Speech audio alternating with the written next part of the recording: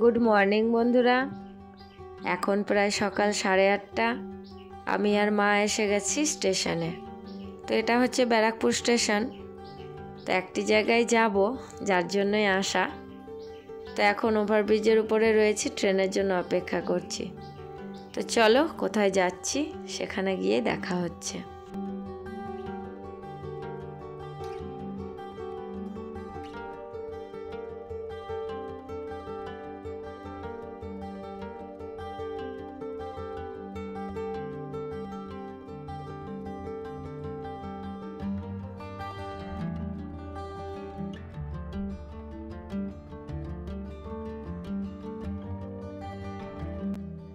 তো বন্ধুরা চলে এসেছি আমাদের গন্তব্যে।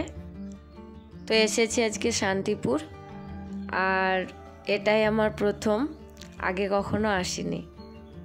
তো এখন স্টেশনেই রয়েছি, আগে কিছু খাওয়া দাওয়া করব, তারপর আর কি যাব।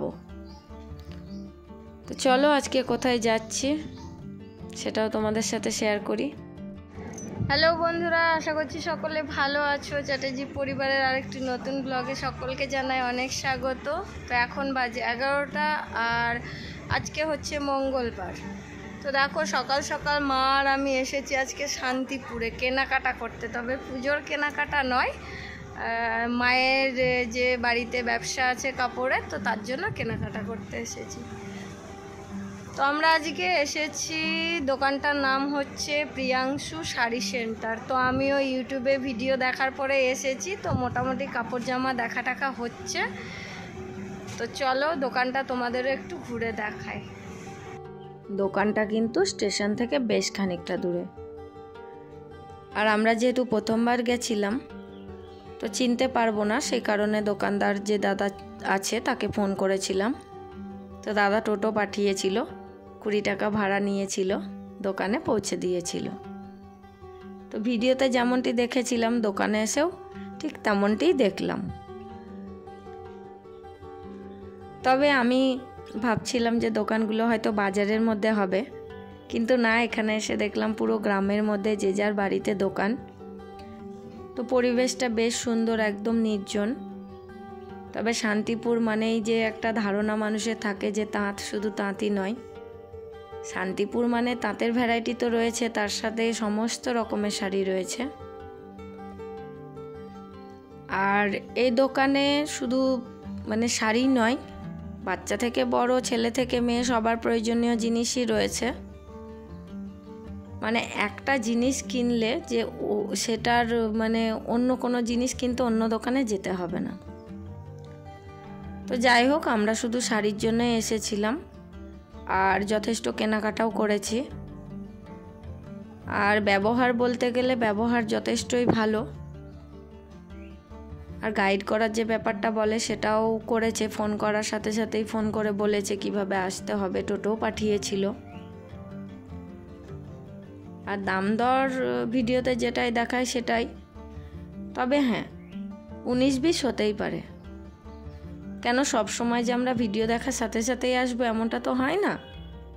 তো সেক্ষেত্রে একটু 19-20 হবে, বাকি সব ঠিকই ছিল। আমাদের বেশ ভালোই লেগেছে কেনাকাটা করে। তো এখানে কম দামি, বেশি দামি সমস্ত রকমের তাঁত ছিল, তাতে যথেষ্ট ভ্যারাইটি ছিল। তবে অন্যান্য দোকানের সাথে তুলনা করে বলতে পারবো না, যেহেতু আমরা এই একটি দোকানে দ্বিতীয়বারও এসেছিলাম। তো প্রথমবার কেনাকাটা করে ভালো লেগেছিল বলেই দ্বিতীয়বার এসেছিলাম। তো বন্ধুরা দেখতেই পাচ্ছ, টোটোতে বসে রয়েছি, কেনাকাটা মোটামুটি কমপ্লিট। তো যতটা পেরেছি কেনাকাটা করেছি। তো এখন তো বাড়ি যেতে হবে। কটা বাজে? 12:30। এখন প্রায় 12:30 বেজে গেছে। তো বেশি সময় লাগলো না, অল্প সময়ের মধ্যেই হয়ে গেল। এই যে দেখো, 2 বস্তা তো কিনে তো নিলাম, এখন দেখা যাক টেনে টুনে নিয়ে যেতে পারি কিনা। তো চলো বাড়ি যাই, তারপর তোমাদের অবশ্যই দেখাবো কি কি কেনাকাটা করলাম। তো বন্ধুরা কেনাকাটা কমপ্লিট করে দেখো এখন স্টেশনের দিকে যাচ্ছি। আর এই যে শাড়িগুলো মেলা রয়েছে দেখতে পাচ্ছ, এগুলো কিন্তু সব পুরনো শাড়ি, এগুলোতে রং করে পালিশ করে আবার বিক্রি হবে, তবে এগুলো লটের মাল হিসেবে বিক্রি হবে, নতুন দামে নয়।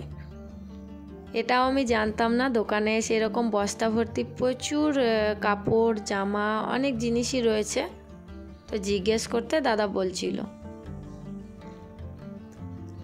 আর এলাকাটাও দেখো কীরকম একদম নির্জন একটা পরিবেশ, চারিদিকে সবুজ গাছপালা, তার ফাঁকে ফাঁকেই একটা করে বাড়ি রয়েছে। খুব ঘন ঘন যে বাড়ি আছে তা না, আর প্রত্যেকটা বাড়িতেই প্রায় দোকান রয়েছে। তো কোনোটা বড় দোকান, কোনোটা ছোট দোকান, যার যেমন সামর্থ্য সেই অনুযায়ী সবাই দোকান করে নিয়েছে। যেহেতু এখানে ঘরে ঘরেই মানে তাঁত শাড়ির একটা ব্যবসা রয়েছে। আর এখানে দেখো কীরকম টান টান করে কাপড়গুলো মেলা আছে। তো যাই হোক, বেশ ভালো লাগছিল দেখতে। আর নতুন কোনো জিনিস কার না দেখতে ভালো লাগে বলো। তো যেহেতু প্রথমবার এসেছি তাই কোনো কিছুই মিস করতে চাইনি, যতটা পেরেছি দেখেছি আর ক্যামেরাবন্দি করেছি তোমাদের জন্য। তো ভাবলাম আমি যখন দেখছি আমার বন্ধুদেরও একটু দেখাই। জানি আমার ভিডিওটাই প্রথম ভিডিও নয়, তোমরা হয়তো অন্য ভিডিওতেও এগুলো দেখে থাকবে, কিন্তু তবুও আমি আমার মতো করে আবার শেয়ার করলাম তোমাদের সাথে। আর আকাশটা দেখো, দেখেই বুঝতে পারছো এটা কোন সময়ের ভিডিও। তো বন্ধুরা, এটা হচ্ছে পুজোর আগের ভিডিও। যেহেতু পরিস্থিতি পরিবেশ আমার একদমই ভালো ছিল না, যার কারণে কোনো ভিডিও তোমাদের সাথে শেয়ার করতে পারিনি। প্রচুর ভিডিও রয়েছে, আস্তে আস্তে করে সব শেয়ার করব। তো বন্ধুরা, শেষ পর্যন্ত কষ্ট করে হলেও বাড়ি এসে পৌঁছেছিলাম। তো সাথে দুটো ভারী ব্যাগ ছিল, আর তার সাথে ট্রেনে ছিল অসম্ভব ভিড়। তো যাই হোক, একটি কাণ্ডও ঘটে গেছিল। তো আমরা যখন স্টেশনে পৌঁছাই তখন ট্রেনটা ছাড়তে আর 2 মিনিট বাকি ছিল। তো আমি তো মানে লাইনের উপর থেকে উঠে গেছিলাম লেডিস কামরায়, কিন্তু মা তো অতটা উঁচু উঠতে পারবে না, তাই মা মানে ঘুরে প্ল্যাটফর্ম দিয়ে উঠবে। তো সাথে সাথে ট্রেনটা ছেড়ে দিতেই মা লেডিসের আগেরটায় উঠে গেছে। আমি কিন্তু দেখতে পাইনি মা কোথায় উঠেছে, আমিও ভেবেছি লেডিসেই উঠেছে। তারপর দেখি যে দাদাটা টোটোতে এসেছিলাম, দাদাটা চিৎকার করে বলছে, দিদি কাকিমাকে আমি আগের কামরায় তুলে দিয়েছি, পরের স্টেশনে এসে তুমি ডেকে নিও। কিন্তু সমস্যা একটা হয়ে গেল, মায়ের কাছে তো ফোন নেই। আমার প্রচণ্ড টেনশন হচ্ছে, কি করব, ওদিকে মায়েরও টেনশন। তো শেষ পর্যন্ত একটি হকার দিদিকে বললাম যে এরকম মায়ের যে এরকম শাড়ি টাড়ি পরেছিল, যে দিদি পরের স্টেশনে এরকম তুমি একটু বলবে। তো বললো এখানে তো ট্রেন দাঁড়ায় না, ফুলিয়াতে এসে তাহলে তুমি ডেকে নিও। তো যাই হোক, দিদি নেমে গিয়ে ফুলিয়াতে নেমে গেল, তারপর মাকে নিয়ে এসে আমার কাছে পৌঁছে দিল। তো এই ছিল আজকের গল্প, আর এটুকুই ছিল আমার আজকের ভিডিও। তো যদি তোমাদের ভিডিও ভালো লাগে একটা লাইক করে চ্যানেলটা সাবস্ক্রাইব করে দিয়ে আমার পাশে থেকো। টাটা।